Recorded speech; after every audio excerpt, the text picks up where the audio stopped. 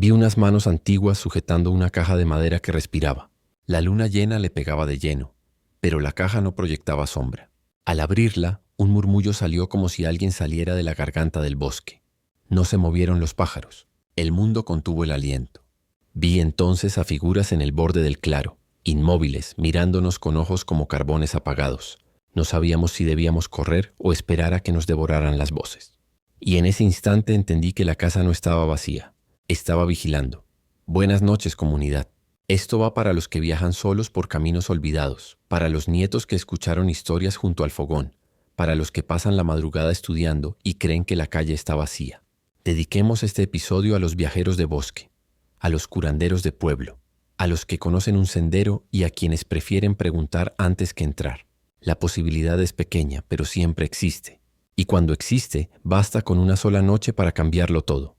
Acomódense. Esta noche les traigo 4 historias de un mismo lugar. Una casa ancestral, un bosque que recuerda, un reloj que no olvida. Escuchen con cuidado. Algunas reglas no se cuentan por gusto. Eran exactamente las 2:46 de la madrugada cuando Marcos llegó al desvío. La carretera se había vuelto un hilo húmedo entre montañas bajas y árboles sin nombre. El parabrisas parecía respirar con él, empañándose con cada exhalación. Afuera la lluvia no caía. Se deslizaba con un ritmo leve, constante, como si el bosque entero estuviera filtrando agua por sus venas. El auto se detuvo frente a una curva sin señalización. Solo una piedra grande, cubierta de musgo, servía de punto de referencia. Marcos apagó el motor y escuchó ese silencio que tiene cuerpo, ese que pesa en el pecho como una presencia. El encargo había llegado 3 días antes, por una llamada de su tía Marta, a quien no veía desde hacía años. «Solo necesito que traigas la caja», le dijo ella con voz temblorosa. «La casa sigue ahí, aunque el camino ya no exista». Marcos pensó que exageraba. Pero mientras el GPS perdía señal y el mapa en papel mostraba un sendero borrado, entendió que su tía no hablaba en metáforas. En la guantera llevaba un sobre amarillento con una dirección escrita en pluma vieja. Casa del Cacique, sector de Rincón del Cedro. Y dentro del sobre, una nota que nunca recordaba haber leído antes. «Hazlo antes de la luna llena». Dejó el coche encendido un momento, observando cómo la neblina se arremolinaba sobre el capó. El camino frente a él parecía absorber la luz, y los árboles, retorcidos, inclinados hacia adentro, formaban una especie de arco natural que apuntaba a un punto oscuro en la distancia. Era como si todo el bosque señalara en una sola dirección. Hacia la casa tomó su linterna, una lámpara de batería grande y comenzó a caminar. El suelo era blando. El barro se hundía hasta los tobillos y el aire olía a hojas fermentadas. Los sonidos eran mínimos. Apenas el rumor de agua filtrándose entre las raíces y un zumbido bajo, constante, como si algo latiera bajo la tierra. A los pocos minutos vio la casa ancestral. No era tan grande como la imaginaba. Tenía el techo hundido, las paredes cubiertas de hiedra y una puerta que parecía sostenerse solo por costumbre. Pero había algo en su proporción, algo que no pertenecía al tiempo. La estructura estaba perfectamente alineada con el claro, como si hubiera sido construida para mirar a la luna en cierto ángulo. Y en efecto, sobre ella la luna llena estaba casi en su cenit. Brillaba con una blancura enferma, sin el menor parpadeo. Marcos se detuvo. Notó que el viento no movía las ramas, que no había insectos, y que el aire, por primera vez en la noche, olía a humo. A Copal Viejo, siguió caminando despacio. Las ramas a ambos lados parecían torcerse hacia él, y la maleza, de manera sutil, se inclinaba hacia la casa. Cuando apuntó con la linterna lo notó claramente. Las plantas crecían hacia adentro como si la casa las atrajera. En el umbral, bajo el alero podrido, encontró huellas. Pero no eran huellas frescas. Eran marcas antiguas, incrustadas en el barro reseco, con una forma que no correspondía a ningún calzado moderno. Parecían sandalias talladas con una curvatura irregular y la marca de dedos alargados, casi garras. Alzó la linterna hacia la puerta. Allí estaba el símbolo. 3 círculos concéntricos y en el centro una gota tallada con precisión. La madera se veía nueva en esa parte, como si alguien la hubiera grabado hace poco. El resto, en cambio, era polvo, humedad, ruina. Llamó por costumbre, aunque sabía que nadie respondería. ¿Hay alguien?, dijo en voz baja. El eco no volvió. Ni siquiera el eco empujó la puerta. El chirrido fue más largo de lo que debía. Adentro el aire estaba quieto. El suelo, cubierto de hojas secas, crujía con un sonido que no pertenecía al interior de una casa. Era más parecido a caminar sobre huesos delgados. En el centro, sobre una mesa de piedra cubierta de polvo, había una caja. de madera oscura, cerrada con una cuerda y sin candado. A su lado, un cuenco de barro con restos de ceniza. Marcos se acercó despacio. La cuerda estaba tibia, la madera, en cambio, helada. En la superficie notó unas marcas que parecían dedos, como si alguien hubiera estado tocándola horas antes. Sintió una especie de vértigo. No era miedo aún, sino esa incomodidad primitiva de saber que algo lo observa sin moverse. Dio un paso atrás, y justo entonces escuchó un sonido sobre el techo. 3 pasos lentos, pesados, como si alguien caminara descalzo, arrastrando algo. Y luego, silencio.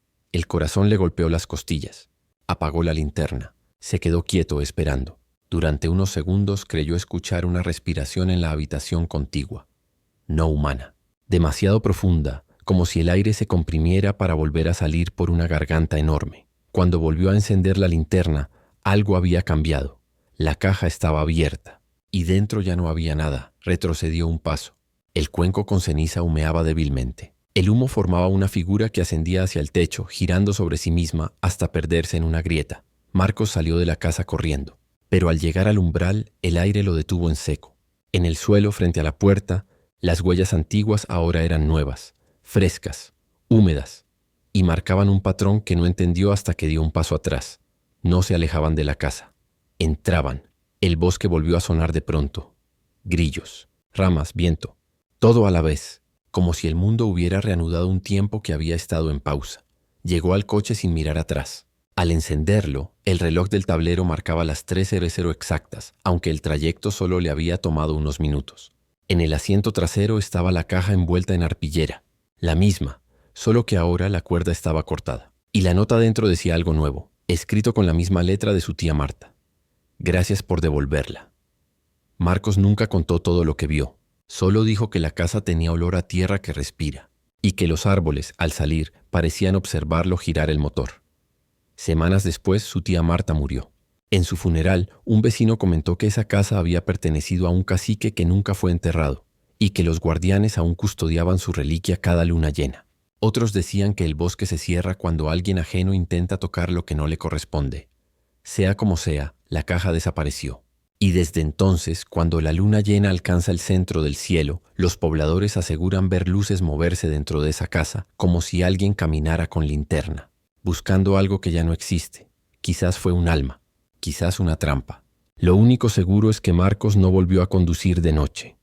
Los que viajamos solos por caminos rurales sabemos que hay un punto justo antes del amanecer donde el silencio pesa más que el cansancio.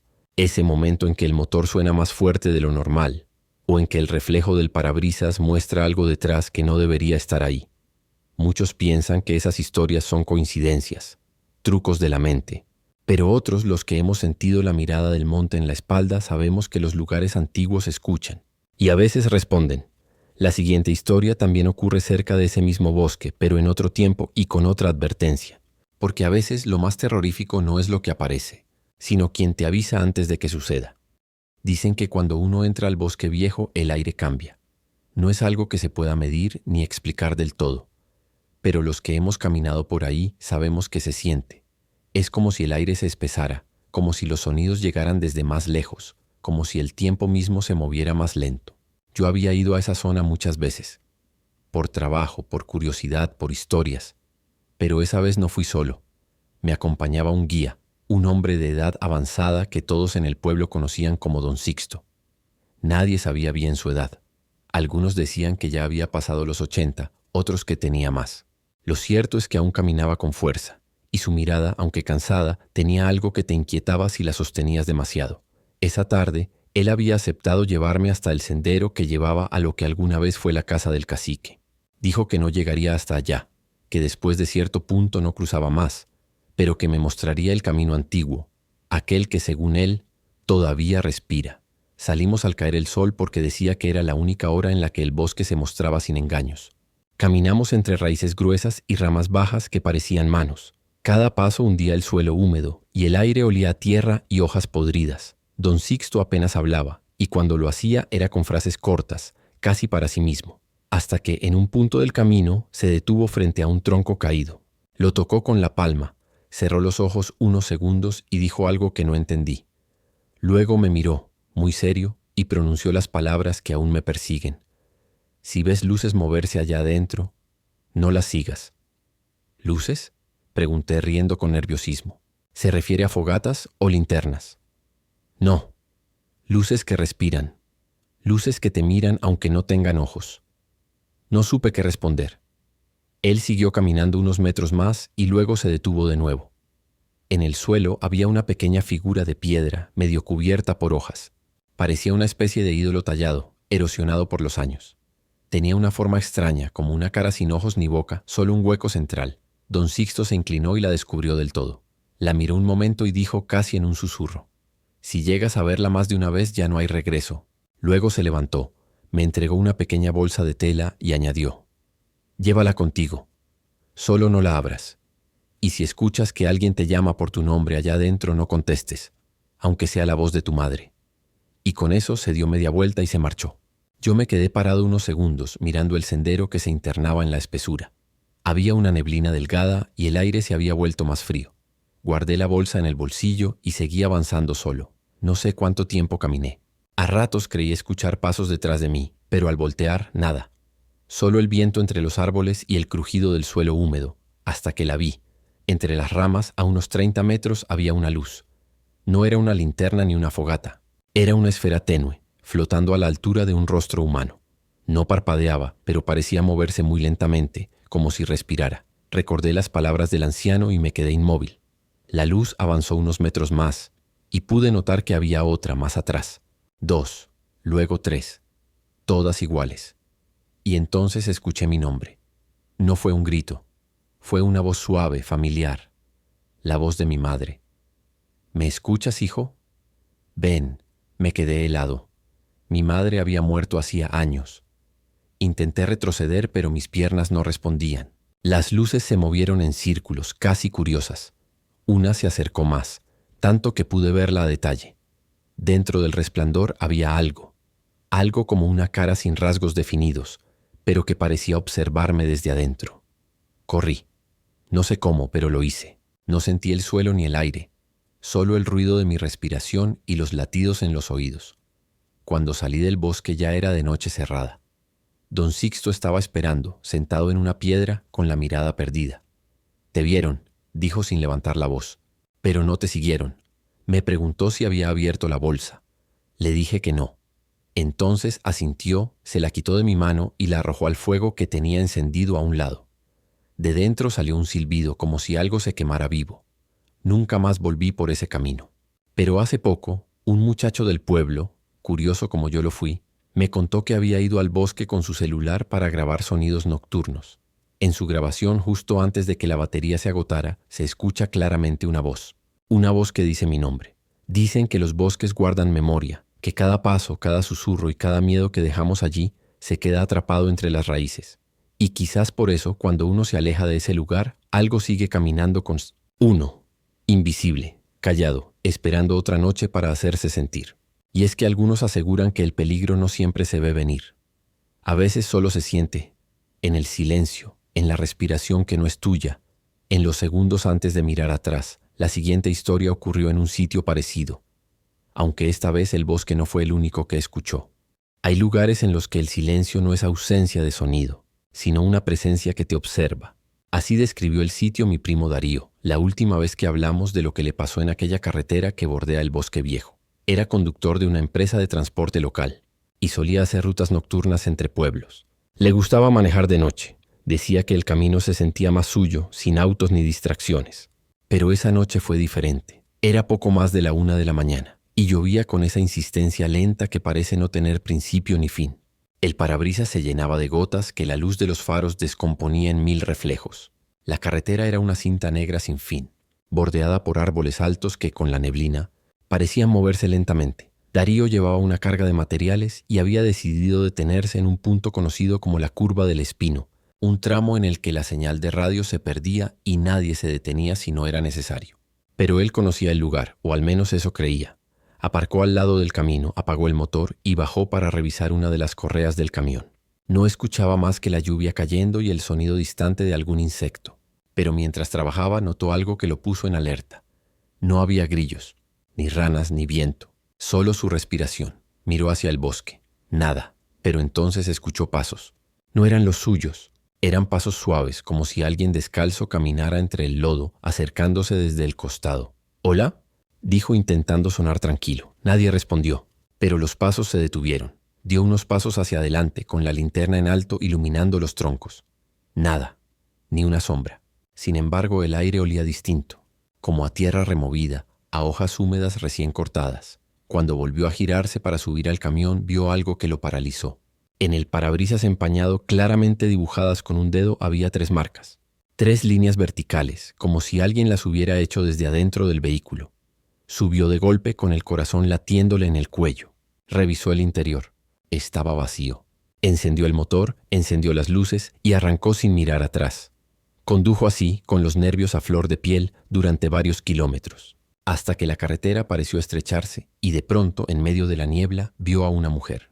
Estaba parada en el borde del camino con la cabeza baja, empapada de lluvia. Disminuyó la velocidad pensando en detenerse, pero algo en su postura lo detuvo. No se movía, no temblaba, no respiraba. Cuando los faros la iluminaron de lleno, Darío vio que tenía el cabello pegado al rostro y la ropa cubierta de barro. Y detrás de ella, algo se movía, una silueta oscura casi transparente que parecía adherida a su espalda como si se alimentara de su sombra. Darío gritó y pisó el acelerador. No volvió a mirar atrás. Horas después llegó al pueblo siguiente. Aparcó frente a una gasolinera y bajó temblando, intentando convencerse de que había sido la neblina, el cansancio, cualquier cosa. Pero cuando fue a lavarse la cara en el baño, notó algo en el espejo. En la parte posterior de su cuello había 3 marcas paralelas, delgadas, rojas, como si algo lo hubiera tocado mientras conducía. Esa misma noche me llamó. Su voz era casi un susurro. «No me creas loco», me dijo, «pero algo venía conmigo. Y no lo vi, solo lo sentí». Desde entonces dejó de conducir de noche. Vendió su camión y se mudó con su familia a la ciudad. Y aunque han pasado años, a veces cuando hablamos, se le escapa esa frase. No hay nada más peligroso que lo que no ves. Porque, según me confesó después, no todo terminó aquella noche. Un mes después, su hijo pequeño lo despertó llorando. Dijo que alguien lo estaba mirando desde el techo.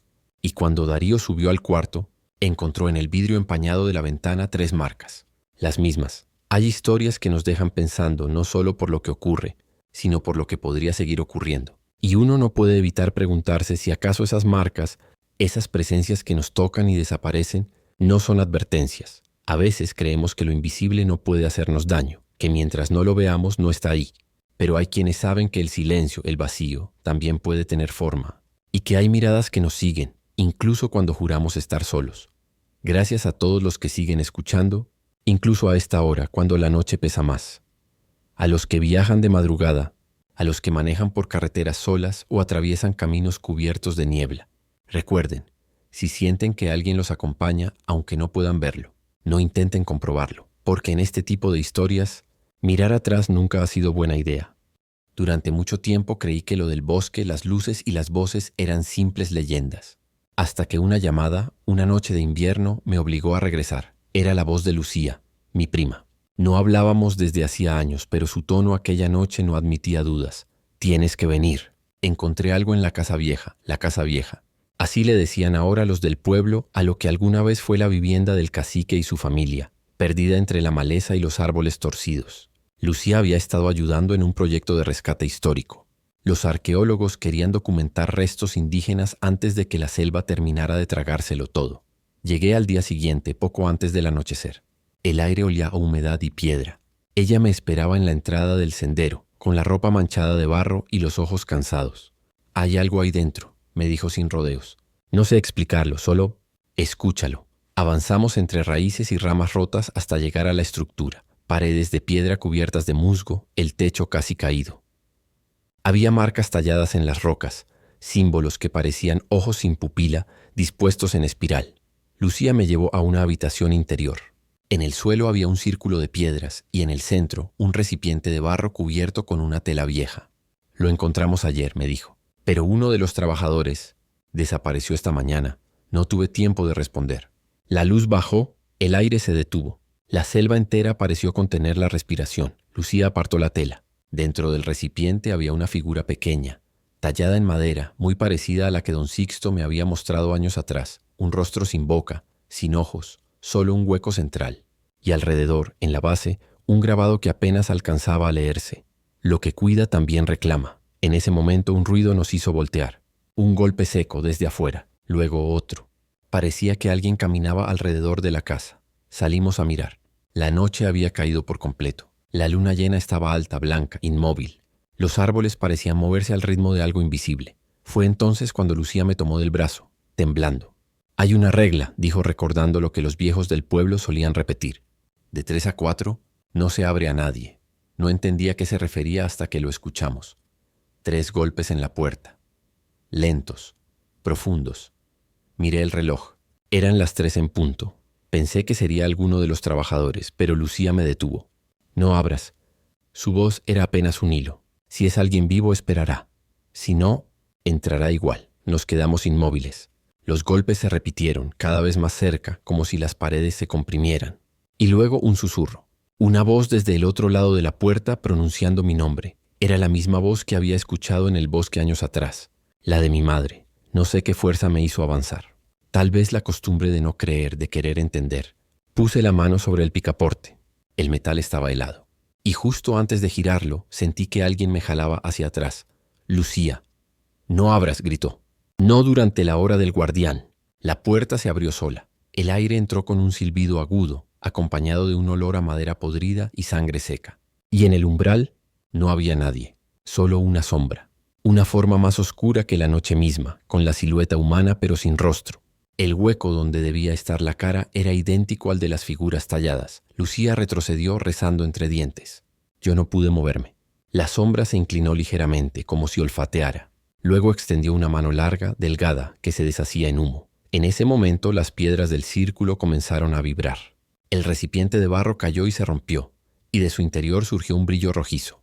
La figura de madera ardía, sin fuego visible. La sombra pareció estremecerse, emitir un sonido seco, y entonces se desvaneció. Todo terminó en un instante. El silencio volvió. El reloj marcaba las 4:01. Lucía lloraba con la vista fija en el suelo. Entre los restos del recipiente algo se movía. Era una raíz que se retorcía lentamente como si respirara. La enterramos ahí mismo, sin decir palabra. Al amanecer el bosque parecía diferente. Los árboles ya no se inclinaban hacia la casa, sino lejos de ella, como si quisieran mantener distancia. Lucía se marchó del pueblo al poco tiempo, y yo juré no volver. Pero hay noches cuando la luna está llena en las que despierto a las 3 con exactitud. Y siempre es lo mismo. Un golpe en la puerta. 3 veces, lentos, profundos. Nunca abro. Nunca respondo. Y mientras escucho, recuerdo lo que don Sixto me dijo aquella vez hace tantos años. Los guardianes no se van, solo cambian de puerta. Y así terminó. O al menos eso quiero creer. Porque hay historias que no cierran, solo se detienen un momento hasta que alguien más las recuerda. La casa sigue ahí, entre los árboles, aunque ahora nadie sabe exactamente dónde. Los mapas cambian, los senderos desaparecen, pero de algún modo siempre hay alguien que encuentra el camino. Dicen que el bosque elige, y cuando lo hace, no importa cuánto intentes ignorar los golpes, ni cerrar los ojos, ni cubrirte los oídos, porque lo que cuida también reclama. A ustedes que siguen escuchando estas historias en la oscuridad, les dejo una advertencia sencilla. Si alguna noche, entre las 3 y las 4, alguien llama a su puerta con 3 golpes, no respondan, no miren, esperen, la posibilidad es pequeña, pero siempre existe, y esa noche entendí que a veces lo que temes no te encuentra por azar, te encuentra porque recuerda tu nombre,